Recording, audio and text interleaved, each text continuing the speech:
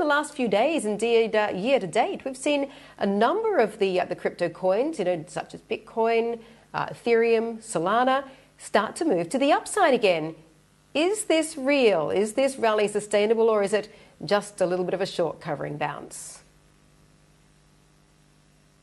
I think that crypto, just like big tech, has been floated and driven by cheap money created by quantitative easing and federal funds interest rates that are extremely low.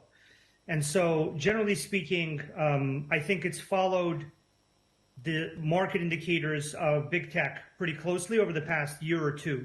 So I think that's what we can expect from crypto, is that the macro indicators that make tech attractive will make it attractive unless there's a large global recession. And if there's a large global recession, then I do think that crypto is an anti-inflation hedge, and it's an anti-poor monetary policy hedge.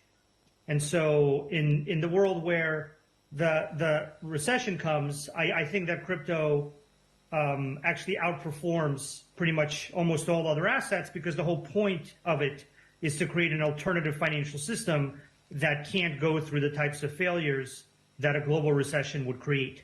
So that's my outlook on how things would develop.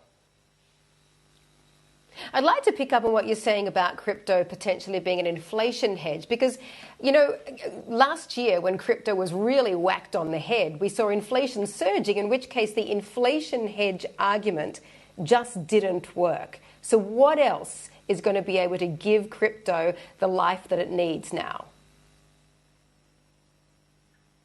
Well, if there's a lot of cheap money, then that'll flow into crypto. And that's what's happened over the past couple of years. And so crypto is a beneficiary of that dynamic, which has driven global markets pretty substantially for the past couple of months and years. In terms of the inflation hedge scenario, I think it frankly wasn't bad enough. And the failures that you see in the global financial system weren't pronounced enough. There were still questions in people's minds about recovery and the global financial system working. And so if the global financial system hits really a kind of rock bottom level, both expressed by inflation and solvency issues with traditional financial institutions that people have historically considered to be reliable, then the thesis of crypto as an alternative financial system will come to the forefront.